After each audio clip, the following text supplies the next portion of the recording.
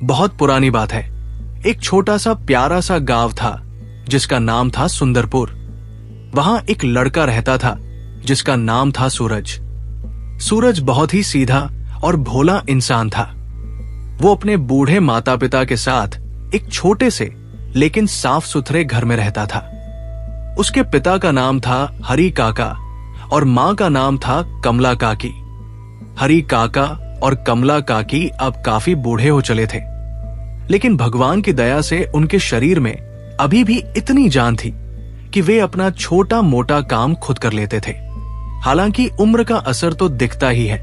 हरी काका की पीठ अब थोड़ी झुक गई थी और कमला काकी के सिर के सारे बाल एकदम चांदी जैसे सफेद हो गए थे। इसके बावजूद वे अपने इकलौते बेटे सूरज के लिए कुछ भी करने को तैयार रहते थे। सूरज का दिल एकदम साफ था। वो किसी का बुरा नहीं सोचता था और हमेशा दूसरों की मदद के लिए तैयार रहता था।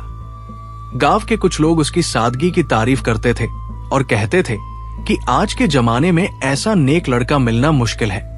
वहीं कुछ लोग उसे थोड़ा कम अक्ल या बुद्धू भी समझते थे। सूरज को इन सब बातों से कोई लेना देना नहीं था।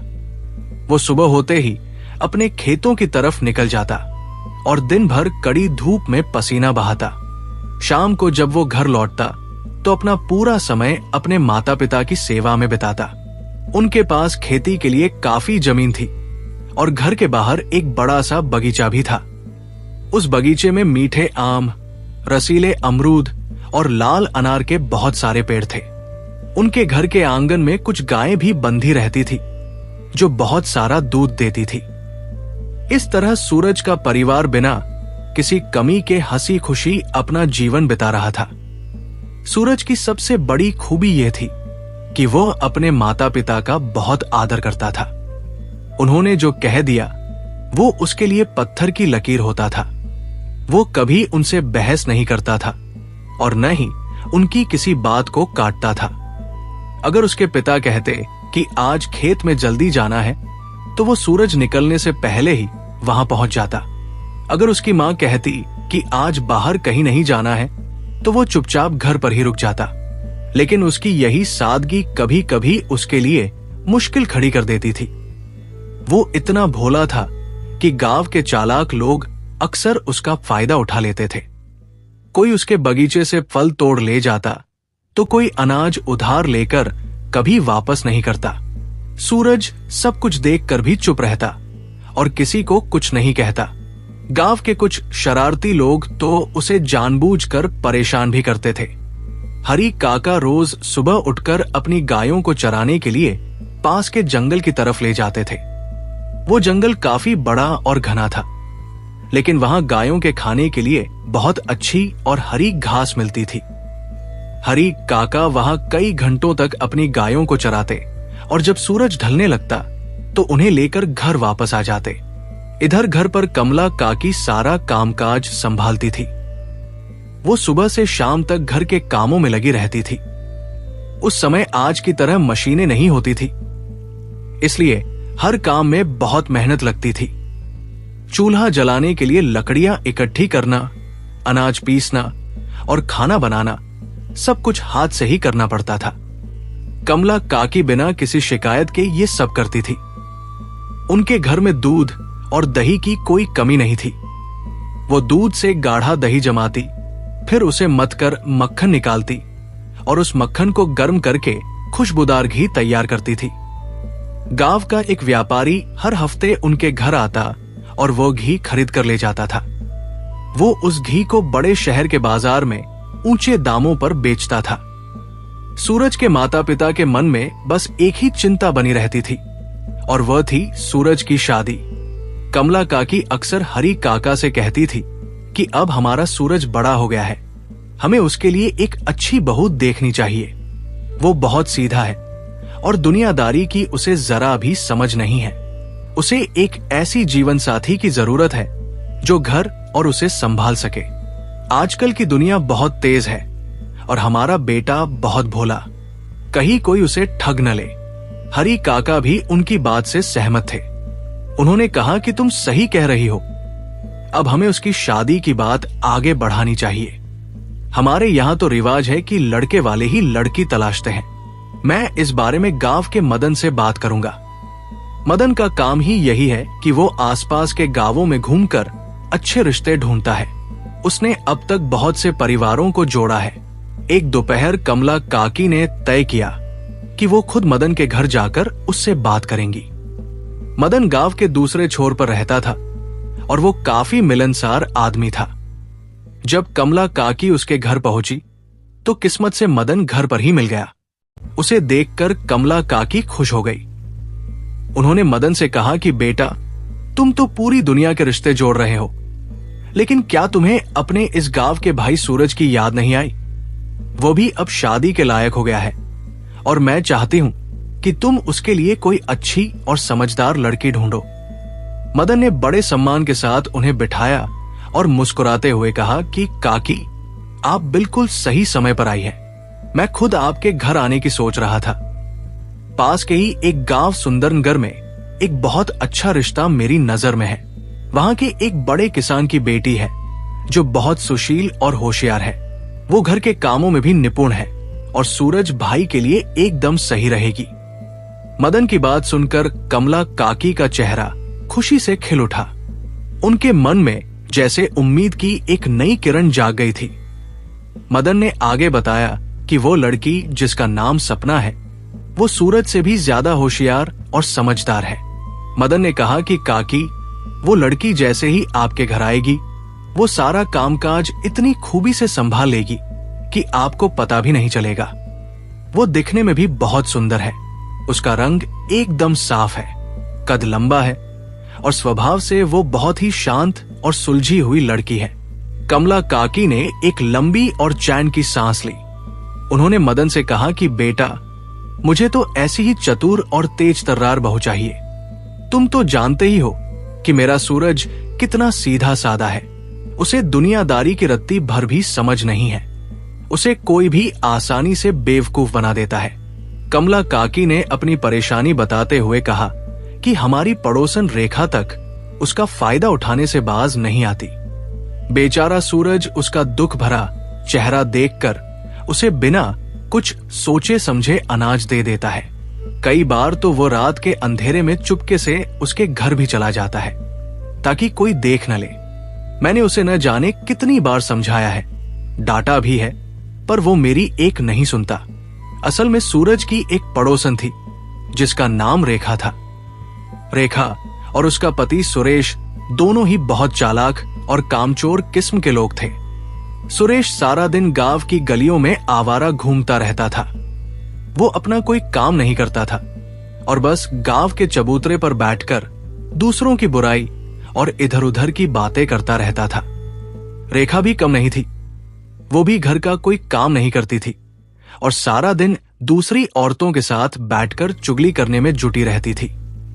इन दोनों पति पत्नी का गुजारा सूरज की मेहनत की बदौलत ही हो रहा था। रेखा सूरज के साथ बहुत घुल मिलकर बातें करती थी, जैसे कि उसका सूरज पर कोई खास हक हो। वो उसे अपनी बातों के जाल में फंसाए रखती थी। वो अक्सर उसे चुपके से अपने घर बुलाती और सूरज भी इतना भोला था कि वो उसकी मदद करने के बहाने वहां चला जाता था। बदले में सूरज उसे कभी अनाज तो कभी पैसे दे आता था। कमला काकी ने कई बार सूरज को टोकते हुए कहा था कि बेटा, तुम्हें ऐसी तेज औरतों से दूर रहना चाहिए। तुम अभी कुंवारे हो और गांव में लोग तरह तरह की बातें करते हैं। हम एक अच्छे और सुखी परिवार से हैं। तुम्हें अपनी और घर की इज्जत का ख्याल रखना चाहिए। लेकिन सूरज मां की इन बातों को कभी गंभीरता से नहीं लेता था। उसे बस ये लगता था कि वह किसी जरूरतमंद की मदद कर रहा है। जब भी रेखा उसे इशारे से बुलाती, वो अपनी मां की नजरों से बचकर उसके घर पहुंच जाता था। कमला काकी ने मदन से बड़े प्यार से कहा कि बेटा, तुम किसी भी तरह ये रिश्ता पक्का करवा दो। अगर ये काम हो गया तो मैं तुम्हें उपहार में कपड़ों की एक नई जोड़ी और बहुत सारे चांदी के सिक्के दूंगी। तुम्हारी पत्नी के लिए भी मैं एक बहुत ही सुंदर साड़ी लेकर आऊंगी। मदन ने उनकी बात सुनकर हाथ जोड़ लिए और बहुत ही विनम्रता से बोला कि काकी, आप ये सब क्या कह रही हैं? सूरज मेरा भाई जैसा है और उसके रिश्ते के लिए मैं आपसे कोई इनाम या रिश्वत नहीं लूंगा। सूरज के दिन इतने भी खराब नहीं आए हैं कि उसकी शादी के लिए किसी को पैसे देने पड़े या उसके लिए बहू खरीदनी पड़े। हाँ, अगर आप बहुत खुश हैं तो मेरे घर बस एक बोरी चावल और एक नया कुर्ता भिजवा दीजिएगा। मेरे लिए इतना ही काफी है, मुझे रुपए पैसों की कोई चाहत नहीं है। कमला काकी ये सुनकर बहुत खुश हुई और उन्होंने तुरंत जवाब दिया कि चावल की चिंता मत करो, मैं अभी सूरज के हाथ भिजवा देती हूं। वो बहुत ही खुश होकर अपने घर की ओर चल दी। रास्ते भर उनके दिमाग में बस यही बात चल रही थी कि अब जल्द ही उनके घर में एक नई बहू आएगी। वो उनके बुढ़ापे की लाठी बनेगी और घर की सारी जिम्मेदारी संभालेगी।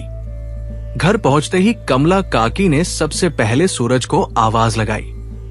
सूरज उस समय खेतों का काम खत्म करके लौटा ही था और बहुत थका हुआ लग रहा था। मां ने उसे पास बुलाया और कहा कि बेटा, अभी इसी वक्त एक बोरी चावल उठाकर मदन के घर देकर आओ। सूरज ये सुनकर हैरान रह गया। उसने पूछा कि मां, तुम ये क्या कह रही हो? भला मदन को चावल की क्या जरूरत है? वो तो खुद इतना कमाता है और लोग उसे वैसे ही बहुत कुछ देते रहते हैं। कमला काकी ने थोड़ी सख्ती दिखाई और कड़े लहजे में कहा कि तुम मुझसे बहस मत करो, मैंने जो कहा है बस उतना करो। तुम्हारे पिता भी कभी मुझसे इतने सवाल नहीं पूछते और तुम अभी बच्चे हो। जाओ और चुपचाप चावल की बोरी दे आओ। सूरज कुछ और कहना चाहता था, लेकिन मां के चेहरे पर नाराजगी देखकर वो चुप हो गया। उसने बिना किसी सवाल के एक भारी बोरी अपने कंधे पर उठाई और गांव के पश्चिम की ओर मदन के घर की तरफ चल पड़ा। जब वो बोरी लेकर जा रहा था तो उसकी पड़ोसन रेखा ने उसे अपनी खिड़की से देख लिया। उसकी नजरें सूरज पर जम गई। उसने मन ही मन सोचा कि आखिर ये सूरज इतनी बड़ी बोरी कंधे पर लादे कहां जा रहा है। उस तरफ तो इसका कोई खेत भी नहीं है और न ही कोई काम है। जरूर कोई बड़ी बात है जो मुझसे छिपाई जा रही है। उसने फैसला किया कि वो शाम को सूरज से इसके बारे में जरूर पूछेगी। जब सूरज पसीने से लथपथ मदन के घर पहुंचा तो मदन उसे देखकर बहुत खुश हुआ। मदन ने हंसते हुए कहा कि अरे सूरज भाई, तुम्हारी मां ने तो बहुत जल्दी इंतजाम कर दिया। ये तो बहुत अच्छी बात है। अब तुम बस अपना मन तैयार रखो और अच्छे से रहो। जल्दी ही तुम्हारी शादी की बात पक्की होने वाली है और तुम्हारे घर में शहनाइयां बजेंगी। सूरज मदन की बात सुनकर बस मुस्कुरा दिया। हालांकि उसके मन में अभी भी कई सवाल थे।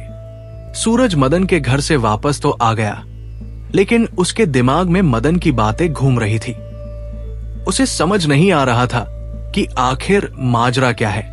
जब वो घर पहुंचा तो उसे लगा था कि अब वो थोड़ा आराम करेगा, पर कमला काकी तो जैसे पहले से ही कामों की लंबी सूची तैयार करके बैठी थी। उन्होंने सूरज को देखते ही कहा कि बेटा, तुम्हारे पिता सुबह बहुत जल्दी में थे और बिना कुछ खाए पिए ही गायों को लेकर जंगल की तरफ चले गए हैं। बेचारे बूढ़े हैं, उन्हें भूख लगी होगी। तुम जल्दी से उनके लिए खाना बांधो और जंगल जाकर उन्हें दे आओ। सूरज ने सिर हिलाया, पर मां अभी रुकी नहीं थी। उन्होंने आगे कहा कि वहां से लौटते समय थोड़ी सूखी लकड़ियां भी काट कर लेते आना, क्योंकि रसोई में जलाने के लिए अब लकड़ी बिल्कुल खत्म हो गई है। और हां, रास्ते में कुआं पड़ेगा तो वहां से 2 घड़े पानी भी भर लेना, क्योंकि घर में पानी की भी जरूरत है। सूरज बेचारा इतना सीधा था कि उसने एक बार भी मना नहीं किया। वो अपनी मां की हर आज्ञा को भगवान का आशीर्वाद मानता था। वो तुरंत काम में जुट गया।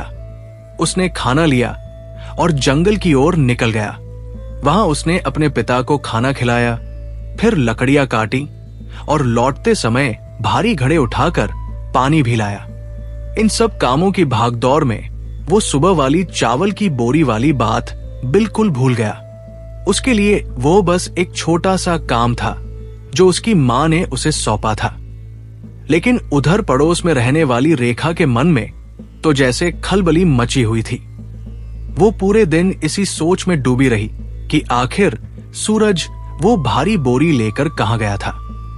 उसे लग रहा था कि जरूर कोई ऐसी बात है जिसे ये परिवार उससे छिपा रहा है। उसे इस बात की चिंता सता रही थी कि कहीं सूरज के हाथ से मिलने वाली मदद बंद न हो जाए। शाम का समय था। सूरज हाथ मुंह धोकर थोड़ा तैयार हुआ और गांव के बाहर अपने खेतों की तरफ टहलने के लिए जा रहा था। तभी रास्ते में रेखा ने उसे देख लिया। वो तुरंत अपनी छज्जे से नीचे उतरी और सूरज का रास्ता रोककर खड़ी हो गई। उसने अपने चेहरे पर एक बनावटी मुस्कुराहट लाई और बड़े प्यार से पूछा कि अरे सूरज, आज सुबह सुबह तुम इतनी बड़ी बोरी कंधे पर लाद कर किधर जा रहे थे? सूरज तो ठहरा भोला इंसान, उसके मन में कोई छलकपट नहीं था। उसने बिना सोचे समझे एकदम सच सच बता दिया कि वो तो मां के कहने पर मदन के घर चावल की बोरी देने गया था। रेखा बहुत चालाक थी। उसने तुरंत अपनी चाल चली और पूछा कि पर अचानक मदन को चावल क्यों दिए? उसके पास तो अनाज की कोई कमी नहीं है। वो तो खुद इतना बड़ा आदमी है कि लोग उसे इनाम में चीजें देते हैं। सूरज ने बस इतना कहा कि मुझे नहीं पता, शायद मदन ने मां से चावल खरीदे होंगे या मां को उसे कुछ देना होगा। रेखा के दिमाग में तुरंत शक का कीड़ा रेंगने लगा। उसने सोचा कि मदन का मुख्य काम तो शादियां करवाना और रिश्ते जोड़ना है। कहीं ऐसा तो नहीं कि कमला काकी सूरज की शादी की बात चला रही हो? अगर सूरज की शादी हो गई तो फिर उसका इस घर पर हक कम हो जाएगा और उसे मिलने वाले अनाज और पैसे बंद हो जाएंगे। ये सोचकर वो घबरा गई। उसने सूरज को भड़काने की कोशिश की और कहा कि देखो सूरज, तुम कितने नादान हो। तुम्हारी मां तुमसे इतनी बड़ी बात छिपा रही है। तुम दिन रात उनके लिए मेहनत करते हो, पर वे तुम्हें घर की बातों में शामिल ही नहीं करती। तुम्हें अपनी मां से जिद करके पूछना चाहिए कि आखिर चल क्या रहा है। अगर वे न बताएं तो तुम उन्हें डरा दो कि तुम घर छोड़कर कहीं दूर चले जाओगे। तब वे डर जाएंगी और तुम्हें सब सच सच बता देंगी। सूरज रेखा की बातों में आ गया। जब वो घर लौटा तो उसने अपनी मां के सामने थोड़ा नाटक करने की कोशिश की। उसने बड़े दुखी मन से कहा कि मां, क्या तुम मुझे अपना बेटा नहीं मानती? मैं दिन भर खेतों में मरता हूं, आपकी और पिताजी की इतनी सेवा करता हूं, पर आप मुझसे घर की बातें छिपाती हैं। मुझे तो ऐसा लगता है जैसे मैं इस घर का बेटा नहीं बल्कि कोई नौकर हूं। एक नौकर को भी शायद ज्यादा पता होता होगा। अगर आप मुझे कुछ नहीं बताएंगी तो मेरा इस घर में रहने का कोई मतलब नहीं है। मैं कल ही ये घर छोड़कर कहीं दूर चला जाऊंगा और फिर कभी लौटकर नहीं आऊंगा। कमला काकी बहुत समझदार और अनुभवी महिला थी। वे तुरंत भांप गई कि ये सूरज की अपनी बातें नहीं हैं। उन्हें पक्का यकीन हो गया कि जरूर उस पड़ोसन रेखा ने ही इसके कान भरे होंगे। उन्होंने सूरज को पास बिठाया और बड़े प्यार से लेकिन थोड़े कड़क स्वर में कहा कि अरे ओ पगले, तू अभी बच्चा है। मैं तुझे घर की बातें इसलिए नहीं बताती क्योंकि तेरे पेट में कोई बात टिकती ही नहीं है।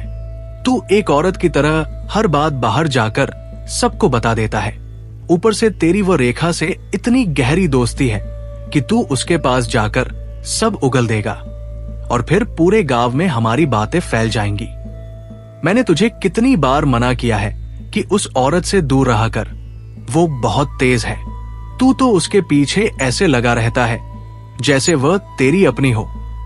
तुझे अपनी और खानदान की इज्जत का जरा भी ख्याल नहीं है।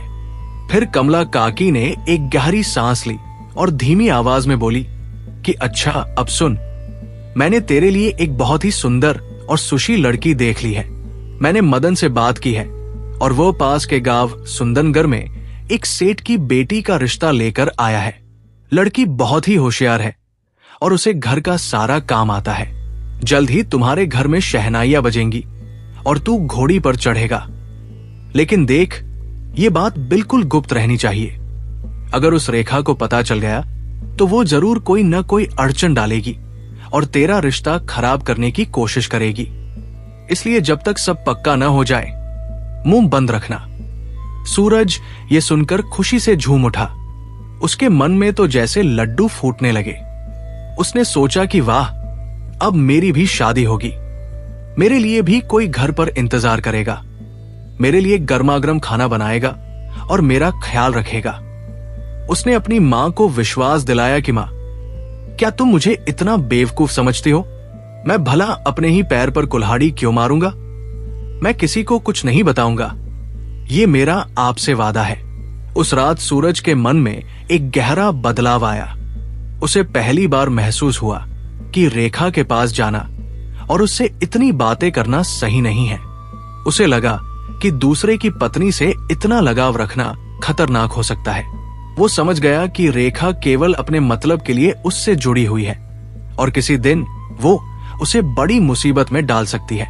उस रात जब रेखा ने हमेशा की तरह उसे अपनी खिड़की से इशारा करके बुलाया, तो सूरज ने अनसुना कर दिया। वो अपने बिस्तर पर पड़ा रहा और सुकून की नींद सो गया। अगले दिन जब सूरज की नींद खुली तो उसके मन में एक नई उमंग थी। वो अपनी मां को दिए वादे के मुताबिक चुपचाप उठा और बिना किसी की तरफ देखे सीधे अपने खेतों की तरफ काम करने चला गया। उधर पड़ोस में रहने वाली रेखा बहुत परेशान थी। उसके घर में खाने पीने का सामान बिल्कुल खत्म हो चुका था। रेखा का पति सुरेश तो किसी काम का था ही नहीं।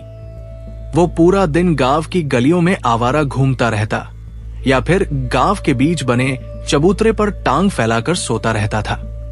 उसे घर की कोई चिंता नहीं थी। रेखा ने अपनी चालाकी से सूरज को अपने जाल में फंसा रखा था। वो रात के समय सूरज की खूब खातिरदारी करती, उसके हाथ पैर दबाती और प्यार भरी बातें करती थी। इसी के बदले में सूरज चुपके से अपने घर से अनाज और पैसे लाकर रेखा को दे देता था। सूरज के पास बहुत जमीन थी और हर साल फसल भी बहुत अच्छी होती थी, इसलिए उसके घर में अनाज का भंडार रहता था। अगर महीने में 2-4 बोरी अनाज इधर उधर हो भी जाता तो किसी को पता नहीं चलता था। इसी अनाज और सूरज के दिए पैसों से रेखा और सुरेश की मौज मस्ती वाली जिंदगी चल रही थी। लेकिन अब जब से सूरज ने उन्हें नजरअंदाज करना शुरू किया था, रेखा को अपना भविष्य अंधकार में दिखने लगा। उसे डर लगने लगा कि अगर सूरज पूरी तरह हाथ से निकल गया तो उनका गुजारा कैसे होगा। जब रेखा को सूरज से मदद नहीं मिली तो उसने अपनी दूसरी पड़ोसनों से मदद मांगने की कोशिश की, लेकिन गांव की औरतें उसकी असलियत जानती थी, इसलिए सबने उसे मदद देने से साफ मना कर दिया।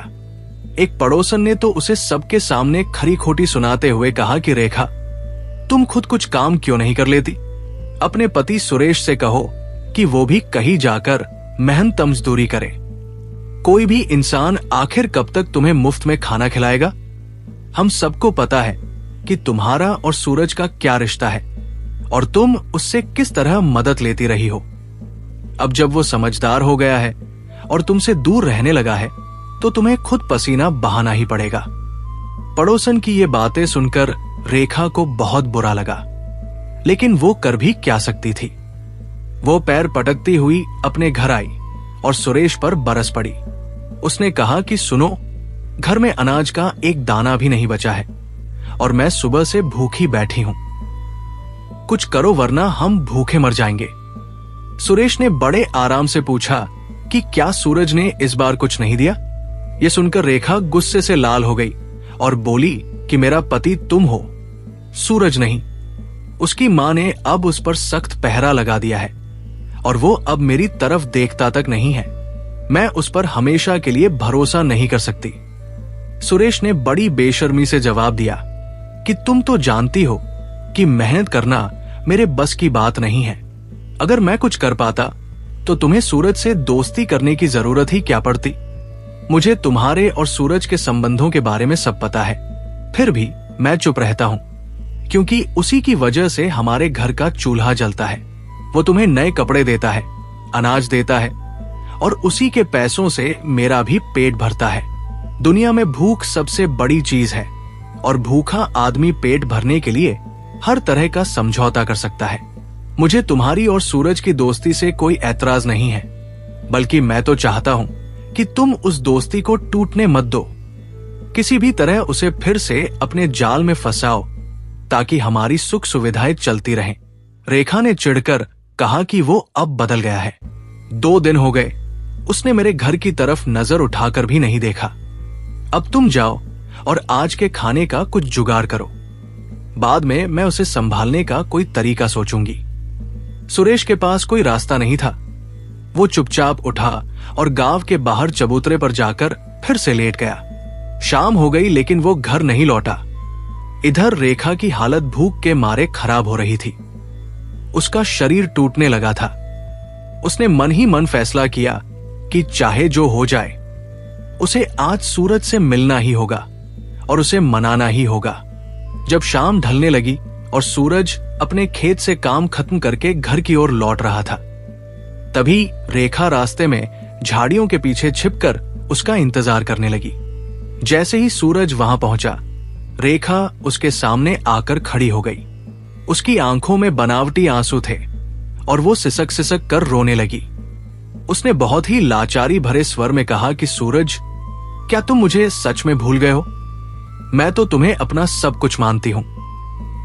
तुम मेरे लिए मेरे पति जैसे ही हो, तभी तो मैं तुम्हारी इतनी सेवा करती हूं और तुम्हें हर सुख देने की कोशिश करती हूं। अगर तुम मेरे अपने नहीं होते तो मैं तुम्हें हाथ भी क्यों लगाने देती? देखो, कल से मेरे घर में चूल्हा नहीं जला है। क्या तुम चाहते हो कि मैं भूख से तड़प तड़प कर यही दम तोड़ दूं? सूरज का दिल तो मोम जैसा था। रेखा को रोता देख उसका मन फिर से पिघलने लगा। उसने झिझकते हुए कहा कि नहीं रेखा भाभी, मैं ऐसा नहीं चाहता। मैं तुम्हें भूखा मरते नहीं देख सकता। मैं आज शाम को चुपके से एक बोरी अनाज तुम्हारे घर भिजवा दूंगा। लेकिन मेरी एक बात कान खोलकर सुन लो, मैं हमेशा तुम्हारी इस तरह मदद नहीं कर पाऊंगा। तुम्हें अपनी जिंदगी का कोई और रास्ता ढूंढना होगा। रेखा ने तुरंत अपनी चाल बदलते हुए पूछा कि ऐसा क्यों? क्या मुझसे कोई गलती हो गई है? क्या मेरी सेवा में कोई कमी रह गई है? मैं तो तुमसे कितनी बार कह चुकी हूं कि तुम रात को मेरे घर ही रुक जाया करो, पर तुम ही नहीं आते। अब मैं बहुत मजबूर हूं। आज अनाज के साथ साथ कुछ पैसों का भी इंतजाम कर देना तो तुम्हारी बड़ी कृपा होगी। सूरज ने गंभीर होते हुए कहा कि मैं सिर्फ अनाज दे पाऊंगा, उसी से अपना गुजारा करो। और हां, सुरेश भाई से कहो कि अब वे खाली बैठना छोड़ दें और कोई काम धंधा पकड़ ले। मैं अब अपनी मां से झूठ नहीं बोल सकता और नहीं हमेशा घर से सामान चोरी कर सकता हूं। अब तुम यहां से जल्दी जाओ। अगर किसी ने हमें इस तरह बात करते देख लिया तो मां तक बात पहुंच जाएगी। मां अब मुझ पर एक पहरेदार की तरह नजर रखती है और मैं कोई मुसीबत नहीं चाहता। सूरज ने रेखा को साफ साफ कह दिया कि मैं पिछले 2 दिन से इसीलिए तुम्हारे घर नहीं आया और अब आगे से मैं रोज रोज तुम्हारे पास आ भी नहीं पाऊंगा। मेरी मां अब बहुत सख्त हो गई है। रेखा वहां से चुपचाप चली तो गई, लेकिन उसके दिमाग में शक की एक बहुत गहरी लकीर खिंच गई थी। वो मन ही मन सोचने लगी कि जरूर कोई ऐसी बड़ी बात है जो सूरज मुझसे छिपाने की कोशिश कर रहा है। उसे लगा कि दाल में कुछ काला जरूर है। उधर सुंदरपुर गांव में सूरज के घर पर बड़ी तैयारी चल रही थी। कमला काकी और हरी काका ने मदन के साथ सुंदरगढ़ जाने का पूरा मन बना लिया था। वे सूरज के लिए लड़की देखने जा रहे थे। घर से निकलने से पहले कमला काकी ने सूरज को अपने पास बुलाया और उसे बहुत देर तक समझाया। उन्होंने कहा कि बेटा, हम 2 दिन के लिए बाहर जा रहे हैं। तुम पीछे से पूरे घर का ख्याल रखना। खबरदार, किसी के भी सामने अपनी शादी की बात मत करना और सबसे जरूरी बात यह कि उस रेखा के आसपास भी मत भटकना। अगर तुमने इस बीच कोई भी गलती की या उससे बात की तो समझ लेना कि बना बनाया सारा काम बिगड़ जाएगा। सूरज ने बहुत ही मासूमियत से वादा किया और कहा कि मां, आप बिल्कुल फिक्र मत करो। मैं ऐसा कुछ भी नहीं करूंगा जिससे आपको शर्मिंदा होना पड़े। आप आराम से जाओ, मैं घर की पूरी रखवाली करूंगा। लेकिन जैसे ही शाम को माता पिता घर से निकले, सूरज घर में बिल्कुल अकेला हो गया। वो सूने घर में बैठा बैठा उबने लगा। रेखा को कहीं से ये भनक लग गई थी कि सूरज के माता पिता गांव से बाहर गए हैं और वो घर पर अकेला है। उसने सोचा कि सूरज से सच उगलवाने का इससे अच्छा मौका फिर कभी नहीं मिलेगा। शाम ढलते ही रेखा सूरज के घर पहुंच गई और उसने जोर जोर से दरवाजा खटखटाया। सूरज ने जैसे ही दरवाजा खोला, सामने रेखा को खड़ा पाया। उसने घबराकर कहा कि रेखा भाभी, आप यहां क्यों आई हैं? इस वक्त आपका यहां आना ठीक नहीं है। अगर किसी ने देख लिया तो बहुत बड़ी मुसीबत हो जाएगी। रेखा ने बड़ी ढिठाई से कहा कि इतनी रात गए भला कौन देखने वाला है? मुझे बस तुमसे एक जरूरी सवाल पूछना है। तुम्हारे माँ बाप अचानक कहां चले गए हैं? और वो मदन उनके साथ क्यों गया है? सूरज ने बात को घुमाने की कोशिश की और झूठ बोला कि वे तो बस किसी दूर के रिश्तेदार के यहां मिलने गए हैं। लेकिन रेखा बहुत चालाक थी। उसने तुरंत सूरज की आंखों में झांका और कहा कि मुझसे झूठ बोलने की कोशिश भी मत करना। मुझे सब पता चल चुका है कि तुम्हारी शादी की बात चल रही है और वे रिश्ता पक्का करने गए हैं, है ना? सूरज ये सुनकर एकदम चुप हो गया और उसकी बोलती बंद हो गई। रेखा समझ गई कि उसका अंदाजा बिल्कुल सही था। वो गुस्से में बिफर पड़ी और चिल्लाने लगी कि तुमने इतनी बड़ी बात मुझसे छिपाई। मैं जो तुम्हारी इतनी सेवा करती हूं, रात दिन तुम्हारा ख्याल रखती हूं, तुमने मुझे इस लायक भी नहीं समझा कि तुम मुझे सच बता सको। सूरज ने धीमे स्वर में कहा कि भाभी, ये तो मेरे घर का निजी मामला है, मैं बाहर किसी को कैसे बता सकता था? रेखा अब रोने का नाटक करने लगी और बोली कि अगर तुम्हारी शादी हो गई तो मेरा और मेरे परिवार का क्या होगा? हमारा खर्च कौन उठाएगा और कौन हमें अनाज लाकर देगा? सूरज के पास इस बात का कोई जवाब नहीं था। वो बस नीची नजर किए खड़ा रहा। रेखा पैर पटकती हुई अपने घर चली गई। घर जाकर उसने अपने पति सुरेश को सारी बात नमक मिर्च लगाकर बता दी। सुरेश ने ठंडी आह भरी और कहा कि मैंने तो तुम्हें पहले ही समझाया था कि किसी पर इतना भरोसा मत करो। अब देखो, हमारी मुफ्त की रोटी बंद होने वाली है और हमारी नाव डूबने को है। लेकिन फिर सुरेश के दिमाग में एक शैतानी विचार आया। उसने कहा कि तुम घबराओ मत, मेरे पास एक रास्ता है। जब सुंदरनगर वाले लोग सूरज को देखने आएंगे तो मैं गांव के बाहर वाले चबूतरे पर जाकर बैठ जाऊंगा। वे लोग बाहर से आ रहे हैं तो वे जरूर वहां रुककर गांव और लड़के के बारे में पूछताछ करेंगे। उस समय मैं सूरज की ऐसी बुराई करूंगा और उसके बारे में ऐसी झूठी बातें फैलाऊंगा कि वे लोग रिश्ता तुरंत तोड़कर भाग जाएंगे। रेखा की आंखों में एक अजीब सी चमक आ गई। उसने खुश होकर कहा कि हाँ, ये बहुत अच्छा रहेगा, लेकिन ध्यान रखना कि ये काम बहुत सफाई से करना। किसी को तुम पर शक नहीं होना चाहिए। सुरेश मुस्कुराया और बोला कि तुम मुझ पर भरोसा रखो, मैं ऐसी चाल चलूंगा कि ये शादी कभी हो ही नहीं पाएगी। 2 दिन बीतने के बाद कमला काकी और हरी काका खुशी खुशी घर लौट आए। उन्होंने सूरज को बड़े चाव से बताया कि बेटा, लड़की सच में बहुत प्यारी है, वो दिखने में भी सुंदर है और बहुत ही तमीज वाली है। हमारी बातचीत बहुत अच्छी रही है और वे लोग भी बहुत खुश हैं। परसों सुंदरनगर से लड़की के पिता अपने कुछ खास लोगों के साथ तुम्हें देखने के लिए हमारे गांव सुंदरपुर आ रहे हैं। अगर तुमने उस दिन सब कुछ सही से संभाल लिया और कोई गड़बड़ नहीं की तो समझो कि बहुत जल्द तुम्हारी शादी हो जाएगी और हमारे घर की बहू आ जाएगी। कमला काकी ने फिर से सूरज को चेतावनी दी कि बेटा, सच सच बताओ, तुमने इन 2 दिनों में रेखा से कोई बात तो नहीं की? सूरज ने अपनी मां की आंखों में आंखें डालकर झूठ बोल दिया कि नहीं मां, मैं तो उसके घर की तरफ गया तक नहीं। कमला काकी को पूरी तरह यकीन तो नहीं हुआ, लेकिन उन्होंने ज्यादा पूछताछ नहीं की क्योंकि अब बस 2 दिन का ही समय बाकी था। समय बीतता गया और 2 दिन बाद सुंदरनगर से लड़की के पिता अपने 2 साथियों के साथ सूरज को देखने के लिए निकल पड़े। रास्ते में चलते चलते उन्होंने आपस में बात की कि गांव पहुंचने से पहले हमें वहां के किसी आम आदमी से लड़के के बारे में पूछ लेना चाहिए। आखिर कोई भी माँ बाप अपने बेटे की कमियां तो बताएंगे नहीं, इसलिए गांव वालों से पूछना ही बेहतर होगा ताकि बाद में कोई पछतावा न रहे। जब वे सुंदरपुर गांव की सीमा पर पहुंचे तो उन्होंने देखा कि गांव के बाहर वाले चबूतरे पर एक आदमी बड़े आराम से बैठा हुआ है। वो आदमी कोई और नहीं बल्कि सुरेश था। जो पहले से ही जाल बिछाकर उनका इंतजार कर रहा था।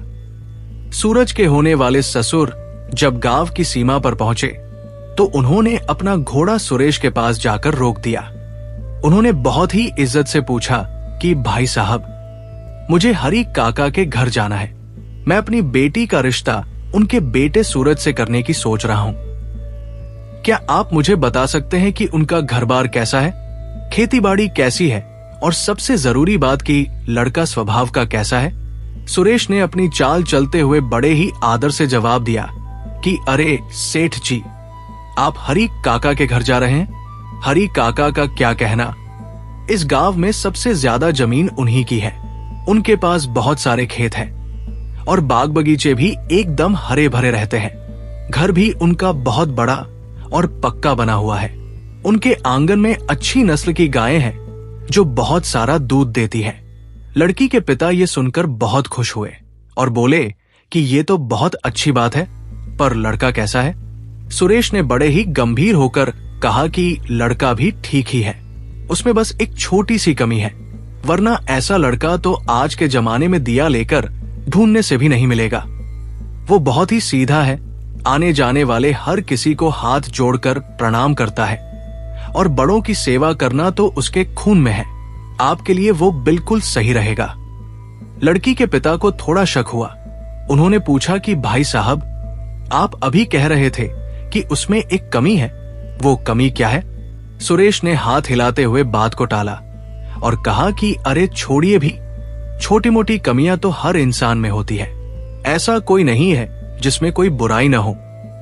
सेठ जी ने जोर देकर कहा कि नहीं भाई, मुझे जानना है, आप साफ साफ बताइए कि क्या बात है। सुरेश ने थोड़ा रुककर और इधर उधर देखकर कहा कि देखिए, वैसे तो कोई बड़ी बात नहीं है, पर उसे एक बहुत ही अजीब और गंदी आदत है।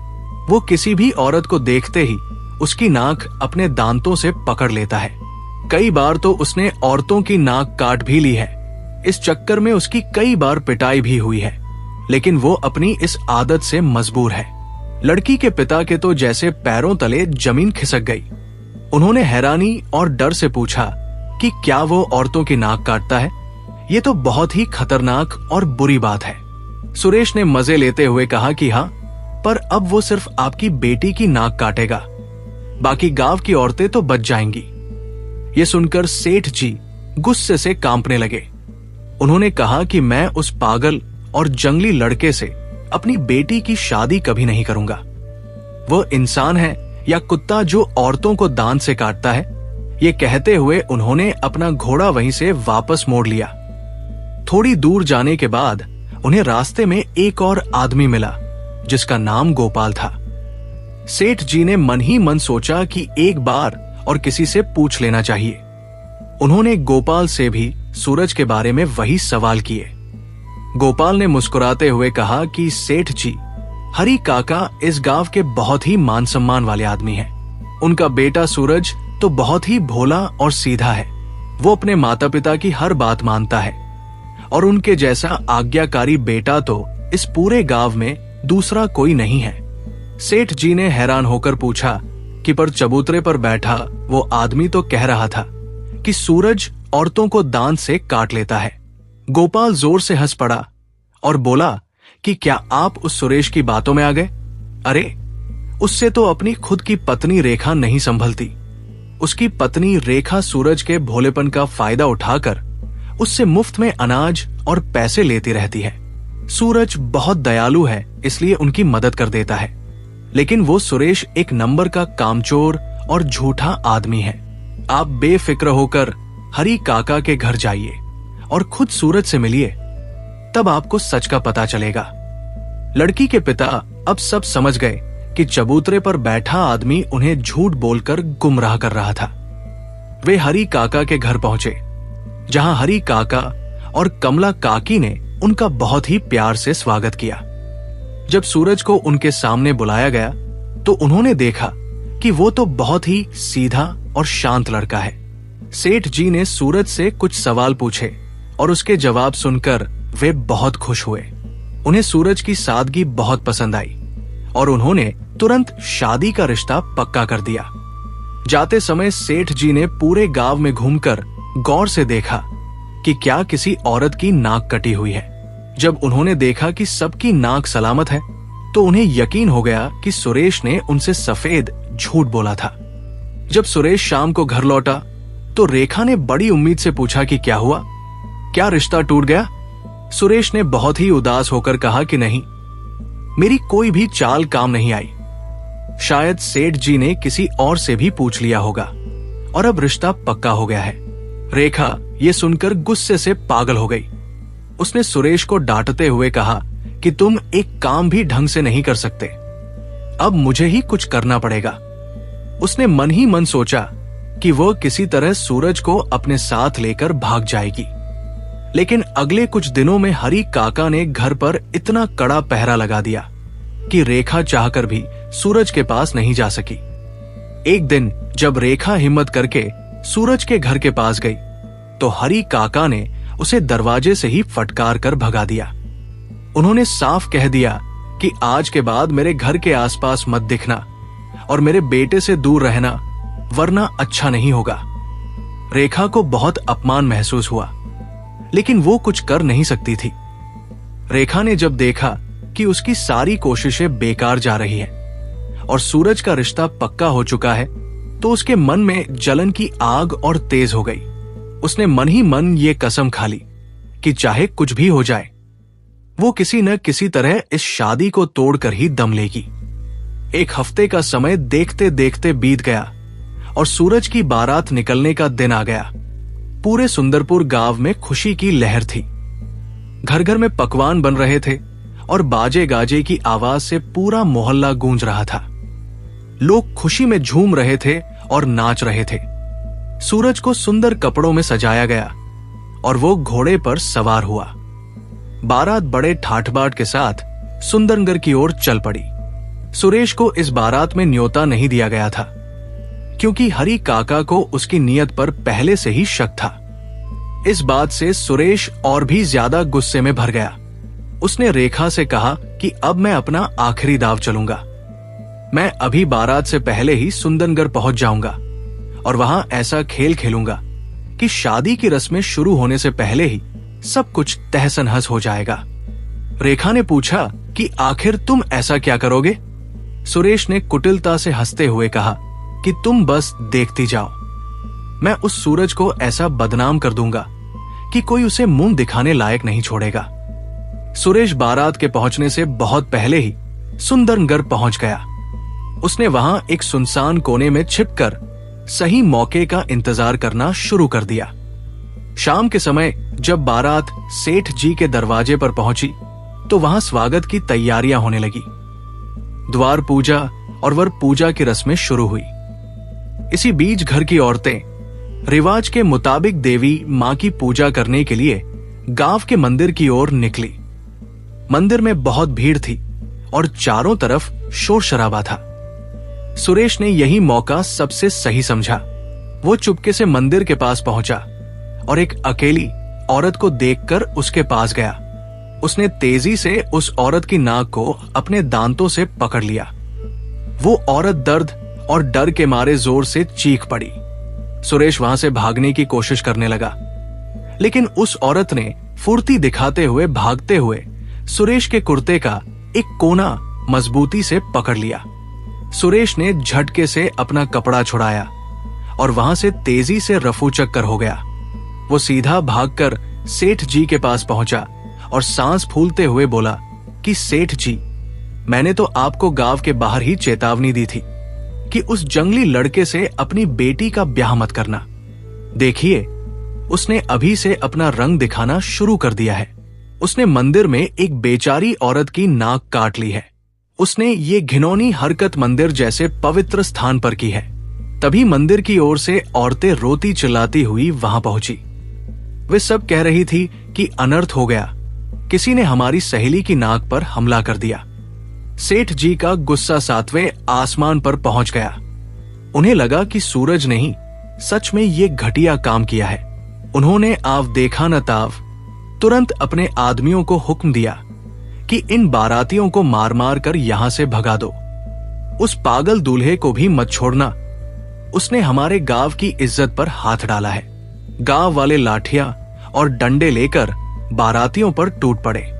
बेचारे बाराती समझ ही नहीं पाए कि अचानक ये क्या मुसीबत आ गई है। सूरज और उसके साथ आए लोग अपनी जान बचाकर इधर उधर भागने लगे। वे अपने घोड़े, बाजे और सारा सामान वही छोड़कर जान बचाकर भागे। सुरेश ये सब देखकर मन ही मन बहुत खुश हुआ और वहां से चुपचाप खिसक गया। भागते हुए बाराती सोच रहे थे कि आखिर हुआ क्या। हम तो मिठाई खाने और जश्न मनाने आए थे, लेकिन यहां तो लाठियां खानी पड़ गई। उन्हें यह भी समझ नहीं आ रहा था कि किसने किसकी नाक कब काट ली, क्योंकि सूरज तो पूरे समय उनके साथ ही था। उधर सुंदरनगर में जिस औरत के साथ ये हादसा हुआ था, वो सेठ जी के पास आई। उसने कहा कि सेठ जी, आपने उस दूल्हे और बारातियों को क्यों भगा दिया? दूल्हे ने मेरी नाक नहीं काटी थी। शाम को जो आदमी आपसे बाहर मिला था, उसी ने मेरी नाक पकड़ी थी। और देखिए, मेरी नाक कटी भी नहीं है, बस थोड़ा दर्द हो रहा था और पानी बह रहा था। मेरे हाथ में उस असली अपराधी के कपड़े का एक टुकड़ा भी है। सेठ जी ने जब वो कपड़ा देखा तो उन्हें तुरंत उस आदमी की याद आ गई जो चबूतरे पर बैठा था। उन्हें अपनी बहुत बड़ी गलती का एहसास हुआ और वे सिर पकड़कर बैठ गए। लेकिन अब बहुत देर हो चुकी थी। बाराती डर के मारे भाग चुके थे। सेठ जी बहुत परेशान थे कि अब उनकी बेटी की शादी किससे होगी। उन्होंने आनन फानन में अपनी इज्जत बचाने के लिए अपने एक दूर के रिश्तेदार से बेटी का ब्याह तय कर दिया। वो आदमी थोड़ा कम अक्ल था और बोलते समय हकलाता, तोतला था। जब लड़की को यह बात पता चली तो वो बहुत नाराज हुई। उसने साफ कह दिया कि मुझे इस बेवकूफ और हकलाने वाले आदमी के साथ कहीं नहीं जाना। मेरा रिश्ता सूरज से तय हुआ था और मैं सिर्फ उसे ही अपना पति मानती हूं। सेठ जी ने अपनी नाक बचाने के लिए किसी तरह रो धोकर लड़की को मनाया और सुबह होते ही उसे उस हकलाने वाले आदमी के साथ विदा कर दिया। वो आदमी बारात लेकर नहीं आया था, इसलिए वो लड़की को लेकर पैदल ही अपने गांव की ओर चल पड़ा। रास्ते में एक बहुत घना जंगल पड़ता था। उधर सूरज अपनी बेइज्जती और डर के मारे सुबह सुबह ही अपनी गायों को लेकर जंगल में जाकर छिप गया था। वो सोच रहा था कि अगर वो गांव जाएगा तो लोग उसका मजाक उड़ाएंगे कि वो शादी के मंडप से पिटकर भागा है। जंगल के उसी रास्ते से वो हकलाने वाला आदमी लड़की को लेकर जा रहा था। वो अपनी खुशी रोक नहीं पा रहा था और लड़की से बोला कि देखो, तुम कितनी सुंदर हो।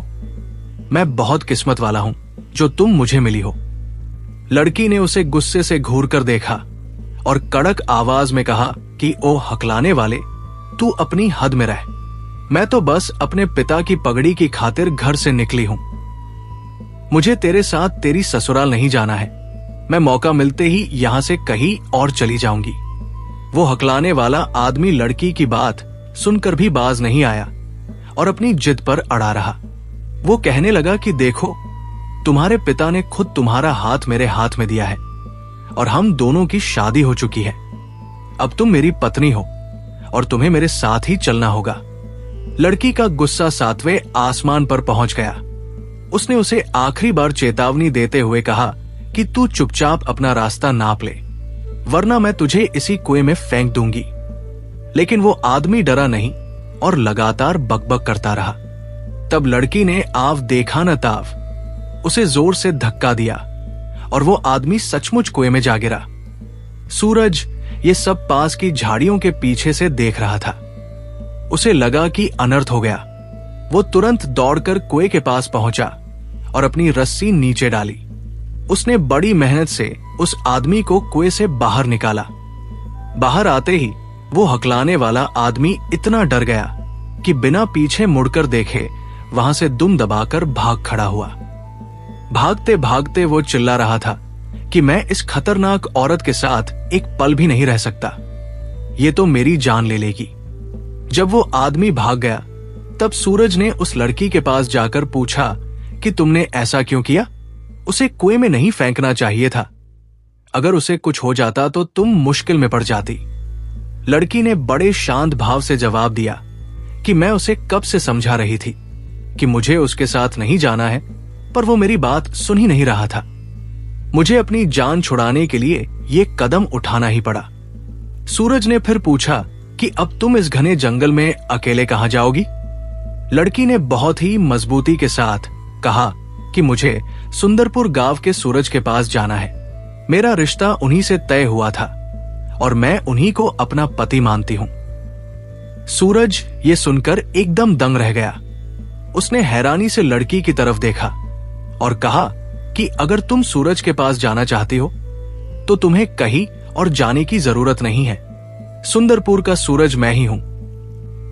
लड़की ने अपनी आंखें फाड़कर उसे गौर से देखा। हालांकि उसने बारात के समय सूरज को थोड़ा दूर से ही देखा था, लेकिन उसके चेहरे की मासूमियत उसे याद थी। उसने तुरंत सूरज को पहचान लिया और उसकी आंखों में खुशी के आंसू छलक आए। उसने चहकते हुए पूछा कि क्या सच में आप ही सूरज हैं? सूरज ने मुस्कुराते हुए सिर हिला दिया। लड़की ने हाथ जोड़कर कहा कि मुझे माफ कर दीजिए। कल रात की उस अफरातफरी में मैं आपको पहचान नहीं पाई। मुझे समझ ही नहीं आया कि अचानक क्या हो गया। मेरे पिता ने न जाने क्यों आपकी बारात को वहां से भगा दिया और डर के मारे मेरा ब्याह उस हकलाने वाले आदमी से कर दिया। लेकिन मेरा दिल कहता था कि मेरा रिश्ता आपसे हुआ है, इसलिए मैं आपको ढूंढने के लिए वहां से निकल पड़ी। सूरज की खुशी का कोई ठिकाना नहीं रहा। उसे लगा जैसे भगवान ने उसकी पुकार सुन ली है। जो रिश्ता पूरी तरह टूट चुका था, वो किस्मत ने फिर से जोड़ दिया था।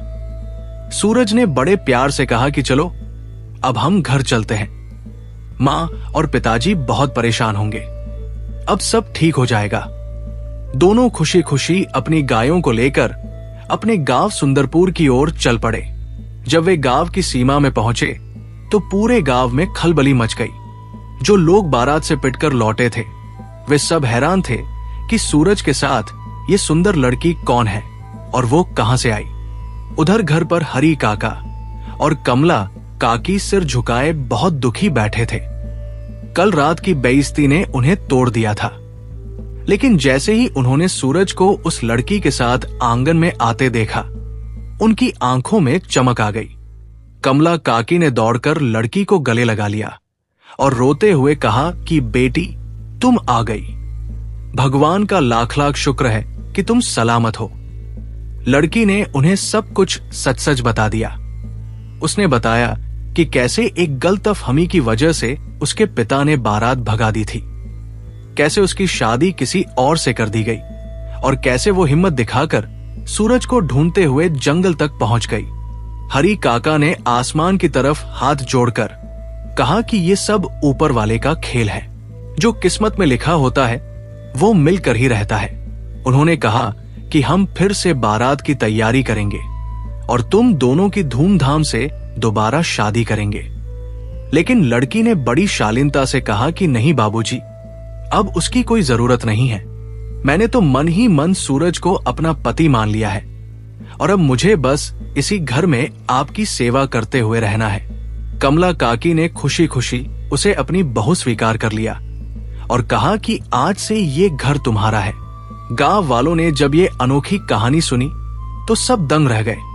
हर तरफ सूरज और उसकी पत्नी की बहादुरी और उनकी किस्मत की चर्चा होने लगी। उधर जब पड़ोसन रेखा ने देखा कि सूरज एक बहुत ही सुंदर और समझदार लड़की के साथ घर लौट आया है, तो उसके पैरों तले जमीन खिसक गई। वो सदमे के मारे वही जमीन पर गिर पड़ी। उसके सारे पुराने सपने और सूरज को अपने वश में रखने की योजनाएं मिट्टी में मिल गई। उसके पति सुरेश ने उसे सहारा देकर उठाया और कहा कि देखो रेखा, अब हमें अपनी हकीकत को समझना होगा। तुम अब सूरज की कोई नहीं लगती, तुम्हारी दुनिया में हूं। अब हमें अपनी मेहनत के दम पर जीना होगा, दूसरों का हक मारकर नहीं। रेखा रोने लगी और बोली कि अब हमारा क्या होगा? हमारे पास तो खाने को दाना भी नहीं है। सुरेश ने पहली बार समझदारी दिखाते हुए कहा कि मुझे अपनी गलती का एहसास हो गया है। अब मैं सूरज के खेतों में मजदूरी करूंगा और तुम भी उनके घर के कामों में मदद कर सकती हो। जो भी रूखा सूखा मिलेगा उसी में गुजारा करेंगे। दूसरों की बुराई करने और मुफ्त की रोटियां तोड़ने से जिंदगी नहीं चलती। ये सबक मुझे आज मिल गया है। रेखा को भी सुरेश की बात सही लगी और उसने तय किया कि वो अब खुद मेहनत करेगी। अगले दिन सुरेश बहुत शर्मिंदा होकर हरी काका के पास गया और उनके पैरों में गिरकर माफी मांगी। उसने कहा कि मालिक, मुझसे बहुत बड़ी भूल हुई है। मैंने सूरज की शादी तोड़ने के लिए बहुत नीच हरकतें की, लेकिन भगवान ने सब ठीक कर दिया। अब मैं सुधरना चाहता हूं और मेहनत से अपना पेट पालना चाहता हूं। क्या आप मुझे अपने खेतों में काम करने का एक मौका देंगे? हरी काका बड़े दिल वाले इंसान थे। उन्होंने सुरेश को उठाते हुए कहा कि ठीक है सुरेश, हर इंसान को अपनी गलती सुधारने का मौका मिलना चाहिए। तुम कल से खेत पर काम पर आ जाना। सुरेश खुशी खुशी घर लौटा और रेखा को यह बात बताई। सूरज और उसकी पत्नी, जिसका नाम सपना था, अब एक साथ रहने लगे थे। सपना ने घर की सारी जिम्मेदारी इतनी अच्छी तरह संभाली कि कमला काकी को अब किसी बात की चिंता नहीं रहती थी। सपना सच में बहुत समझदार थी और उसने सूरज के भोलेपन को अपनी मजबूती बना लिया था। सूरज और सपना अब बहुत ही सुख और शांति से रहने लगे थे। सपना वाकई में बहुत ही समझदार और मेहनती लड़की थी। उसने बहुत ही कम समय में घर का सारा कामकाज इस तरह संभाल लिया कि कमला काकी को अब रसोई की चिंता करने की जरूरत ही नहीं पड़ती थी। कमला काकी को अपनी बहू के रूप में एक बहुत बड़ा सहारा मिल गया था। हरी काका भी मन ही मन बहुत खुश थे कि उनके भोले भाले बेटे को एक ऐसी जीवन साथी मिल गई है जो उसे और उसके घर को पूरी तरह संभाल सकती है। घर में अब हर तरफ हंसी खुशी का माहौल रहता था। एक दिन शाम को जब सब फुर्सत में बैठे थे तो सपना ने सूरज से बड़े प्यार से पूछा कि सुनिए, उस रात बारात में आखिर हुआ क्या था? किसने मेरे गांव की उस औरत की नाक पकड़ी थी जिसकी वजह से इतना बड़ा हंगामा खड़ा हो गया? सूरज ने थोड़ा सोचकर कहा कि सच बताओ सपना, तो मुझे भी कुछ नहीं पता। मैं तो खुद हैरान था कि अचानक लाठियां क्यों चलने लगी। मुझे तो बस इतना पता है कि किसी ने बहुत बड़ी चाल चली थी। तभी सपना को याद आया कि जिस औरत के साथ वो हादसा हुआ था उसके हाथ में उस अपराधी के कुर्ते का एक फटा हुआ टुकड़ा रह गया था। सपना ने कहा कि मैं कल ही अपने पिताजी को एक चिट्ठी लिखूंगी और उनसे इस बारे में पूरी जानकारी मांगूंगी। कुछ दिनों के बाद सुंदरगढ़ से सपना के पिता का जवाब आया। उन्होंने चिट्ठी में पूरी सच्चाई विस्तार से लिखी थी। उन्होंने बताया कि कैसे एक अजनबी आदमी ने मंदिर के पास उस औरत के साथ बदतमीजी की थी और कैसे उसी आदमी ने आकर उनके कान भरे थे।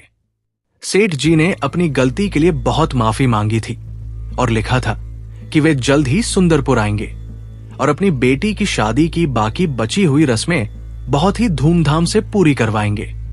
सूरज और सपना ने चिट्ठी पढ़कर हंसते हुए कहा कि अब इसकी क्या जरूरत है, हम तो पहले से ही एक दूसरे के हो चुके हैं और भगवान ने हमें खुद मिला दिया है।